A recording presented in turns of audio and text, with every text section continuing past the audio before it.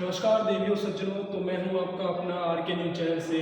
तो आज हमारे साथ हैं मिस्टर दीपक शर्मा जी, जो कि बिहार की राजनीति में बहुत ही रुचि रखते हैं और वो खुद भी बिहार से ही है।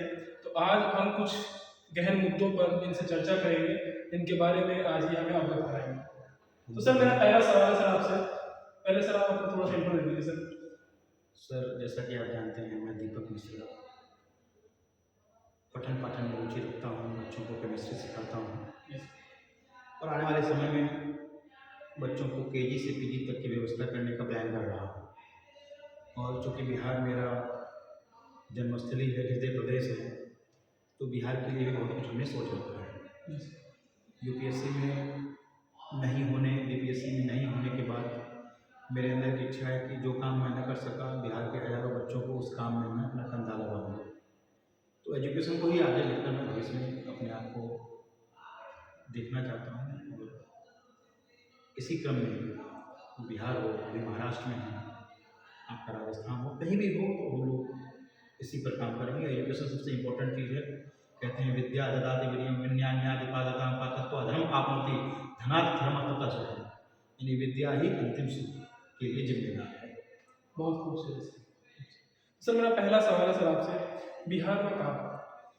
बिहार में बहुत कुछ बा और बहुत कुछ नहीं बा। बिहार में पहले से माहौल ठीक बा, लेकिन जंगल राज फिर से आ गए। हमने के कहनी रही कि बिहार में नीतीश आई तो सब ठीक हो जाए। नीतीश जी अलन, ठीक कैलन, लेकिन ओकर बाद नीतीश जी की कुर्सी की आदत लग गई। कुर्सी बचावे खातिर नीतीश जी ककरों से हाथ मिला लेगा। तू जानता रहो एक बात कि बिहार के लोग अब नीतीश जी की पलटू राम बोले थे। कुर्सी पे बैठने के लिए नीतीश कुमार कभी राष्ट्रीय जनता दल के साथ हाथ मिला लेती है, कभी भारतीय जनता पार्टी के साथ हाथ मिला लेती है। ये वही नीतीश कुमार हैं जिन्होंने कहा था कि मैं बिहार को अग्रणी राज्यों में खड़ा कर दूंगा, लेकिन आज मैं 37-38 साल का हूँ। मैं पिछले 35 साल की बात आपसे करता हूँ। 35 साल पहले भी बिहार देश का सबसे गरीब राज्य था और आज भी देश का सबसे गरीब राज्य है। बदलाव बहुत हुए, लेकिन स्थिति जस की तस है। जिस रफ्तार में विकास होनी चाहिए तो उस रफ्तार में विकास नहीं है।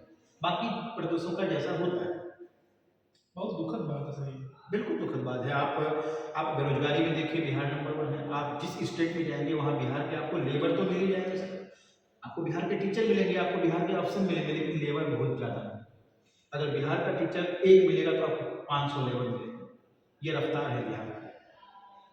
और पूरे मैं कश्मीर तक गया हूँ, कश्मीर लद्दाख में भी बिहार के लेबर है, राजस्थान में भी गया हूँ, वहाँ भी बिहार के लेबर है, महाराष्ट्र में बिहार के लेबर है, गुजरात में भी है। इसका मतलब ये है कि ना तो वहाँ फैक्ट्री है, न वहाँ स्वरोजगार का कोई साधन है, न खेती की व्यवस्था है। बिहार 2 हिस्सों में बटा, एक गंगा के उत्तर, एक गंगा के दक्षिण। गंगा के उत्तर बाढ़ आ जाती है और दक्षिण में सुखाड़ आ जाती है। तो तमाम झंझावातों से बिहार को मुक्ति जो मिलनी चाहिए वो नहीं मिलती। तो बिहार में का बा, बिहार में कुछ बा, बहुत कुछ ना बा। बहुत बढ़िया सर। तो सर, मेरा दूसरा सवाल आपसे है, क्या लगता है आपको इस बार किसकी सरकार बने? देखिए, सरकार किसी की भी बने, सरकार तो बनती है, चुनाव आती है, चुनाव जाती है। सरकार 1953 से जो चुनाव हो रहे हैं लगातार, वो बनी रही है किसी न किसी की सरकार। लेकिन सवाल ये है कि सरकार को जनता से सरोकार नहीं है। आजकल मुफ्त की रेवड़ियां चल रही है। हर पार्टी रेवड़ी देती जनता को कि मैं 2000 दूंगा, एक कहता है मैं 2500 दूंगा, एक कहता है मैं 1500 खाते में डालूंगा। तो कहने का मतलब ये कि सरकार जिसकी भी बने वो तो वोट खरीद ही रही है इनडायरेक्ट रूप से। आप ये कहना चाह रहे हैं कि जिसके पास पैसा है उसी की सरकार बने? अब तक तो ऐसा ही देख रहा हूँ ना। पहले लालू जी के पास डंडा था, वो कहते थे तेल पिलावन लाठी भजावन, और लाठी के दम पर बूथ लूटते थे, तो सरकार बना लेते थे। नीतीश जी आए, बिहार के लोगों को उम्मीद जगा क्योंकि इंजीनियर है, BTech civil engineer, government college से पढ़ा लिखा, तेज तर्रार नेता, प्रतिभावान नेता। 5 बार MP बनाया लोगों ने इनको, 5 बार 9-10 बार तो CM बन गए। बहुत बढ़िया ट्रैक रिकॉर्ड था। लेकिन 2005 से 2010 में जो उन्होंने काम किया वो विकास पुरुष कहता है, सुशासन बाबू कहता है। सुधांशु कुमार एक IPS था, मुझे याद है। उसने 47 इनकाउंटर किए थे 5 सालों में, साफ कर दिया था बांग्लादेश लालू का। लेकिन 2010 से 15 में मोदी जी के चुनाव लड़ने के दौरान 14 में उन्होंने भाजपा जदयू का गठबंधन तोड़ा, और उस समय से आज 10-11 साल हो गए, बिहार विकास की पटरी पे नहीं है। योजनाएं आती है जाती हैं, लोगों को पैसे मिलते हैं, कुछ कुछ सड़कें बन रही है, गिर रही है पुले। जो रफ्तार पकड़ा था नीतीश जी के, सपना दिखाया था जो उन्होंने नायक मूवी के जैसा, वो सपना अब नहीं रहा, वो खत्म हो गया। तो सरकार जिसकी भी बने, मैं तो सरकार से यही कहना चाहूँगा, जिसकी भी सरकार बने, सबसे पहले बिहार में 2 साल 2.5 साल लगाकर सर्वे कराइए कि जिस जिस चीज़ों में कमी है पहले उसको कीजिए। पहले जिसके हाथ में रोटी नहीं है उसको रोटी दीजिए, जो भूखा है उसको रोटी दीजिए, जिसके पास 2 रोटी है उसको 4 रोटी की व्यवस्था अभी मत कीजिए। अगले 10 साल सरकार की प्रायोरिटी होनी चाहिए, जिसके पास कुछ नहीं है उसको कुछ दिया जाए। तो सरकार जिसकी भी बने, समीकरण जो भी बने, जनता के जनार्दन के हाथ में, मैं भविष्यवाणी नहीं कर सकता। अंदाज लगा सकता हूँ कि जिस तरह की रेवड़ियां जनता दल यूनाइटेड और भाजपा बांट रही है, तो उम्मीद एनडीए की तरफ ही जा रहा है मेरे देखें तो। लेकिन अभी भी वक्त है चुनाव में, 2-2.5 महीने। तो जनता अगर जागरूक हो गई, जनता अगर खुद के लिए वोट करेगी, तो जनता बदलाव कर सकती है। सर मैं बता रहा हूँ। लेकिन देखिए सर, हम लोग का ऐसा मानना है कि जो जनता है, जनता को मान लीजिए कोई भी परेशानी नहीं, उस टाइम पे उसके साथ जो नेता खड़ा होगा, क्या जनता उसी को वोट नहीं देगी? ये बात आपकी 100% सही है कि आज मेरे साथ जो समस्या है, अगर मेरे साथ आप खड़े हैं तो मैं आपको चुनूंगा जी। लेकिन चुनाव आते आते ऐसे कार्यकर्ताओं को बहुत पीछे रख दिया गया। जनता दल यूनाइटेड में कोई 1 करोड़ रुपए देके टिकट ले लेगा। हो सकता है कि जो जनता के साथ खड़ा हो वो गरीब हो, उसके पास पैसा ना हो, ठेकेदार ना हो, डॉक्टर ना हो, व्यापारी ना हो, वो पार्टी को फंड में पैसा ना दे सकता हो, उसको तो टिकट नहीं मिलेगा पार्टी से। और आप तो राजनीति की समझ रखते हैं राजकुमार जी, तो मैं आपको कहना चाहता हूं कि आप पूरे देश में देख लीजिए कि जनता से जुड़े रहने वाला या पार्टी से जुड़े रहने वाला, किसको पार्टी की टिकट मिलती है? पार्टी से जुड़े हैं। पार्टी से जुड़े रहने वाला। पार्टी से क्यों जुड़े हैं? पैसा। पार्टी को पैसा चाहिए, फंड चाहिए स्टेट में, जिले में चलाने के लिए, तो वहां पर कार्यकर्ता पिछड़ रही है। और ये भाजपा जो कार्यकर्ताओं की पार्टी होती थी, नरेंद्र मोदी जो एक कार्यकर्ता था, आरएसएस के ऑफिस में, लक्ष्मण राव के ऑफिस में झाड़ू लगाते थे, चाय बनाते थे, वो प्रधानमंत्री हैं। और वही भाजपा आज दलालों से घिरी हुई है। क्या कह सकते हैं? अगर टिकट उनको मिले जो कार्यकर्ता है, तो जनता की जीत होगी उनके जीतने से। लेकिन जो लोग चुनाव में 1 करोड़ 2 करोड़ देकर विधायक का टिकट लेते हैं, चुनाव में 10 करोड़ खर्चा करते हैं प्रचार प्रसार में, इलेक्शन कमीशन को कुछ और दिखाते हैं, वो 15-20 करोड़ लगाने के बाद वो बिजनेस ही तो कर रहे हैं। 15-20 करोड़ की पूंजी लगाओ और 5 साल में 500 करोड़ बनाओ, तो क्या वो विकास करेंगे या विनाश करेंगे? ये बताइए। विकास तो कभी नहीं करेंगे, क्योंकि वो सब खुद का ही विकास करेंगे। बिल्कुल। चलिए सर, मेरा अगला सवाल आपसे कि बिहार की जनता क्या बदलाव के लिए वोट करेगी या फिर से नीतीश कुमार? मुझे तो बिहार की जनता से मैं अपील करता हूँ कि बदलाव के लिए वोट कीजिए, क्योंकि मैं बेशक बिहार का हूँ, लेकिन मुझे राजस्थान का मॉडल पॉलिटिकल अच्छा लगता है। I like political model of Rajasthan. हर 5 वर्ष के बाद राजस्थान की जनता जिस पार्टी की सरकार होती है उसको बदल देती है, चाहे वो कांग्रेस रहे तो बीजेपी, बीजेपी रहे तो कांग्रेस।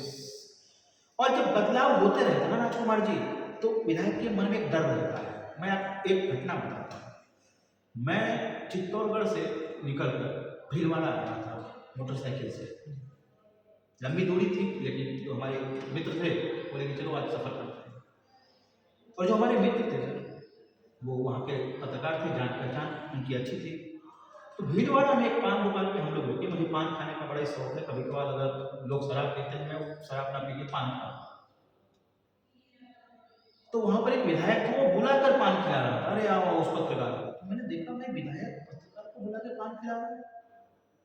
तो बाद में मैंने उस पत्रकार से पूछा कि सर ये बोला, अरे ये इसलिए है कि इसको पिछली बार हरा दिया था और ये इस बार जीता है,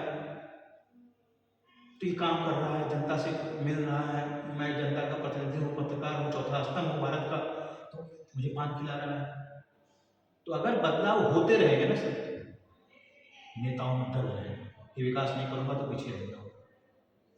तो बिहार की जनता से आह्वान है, बदलाव कीजिए।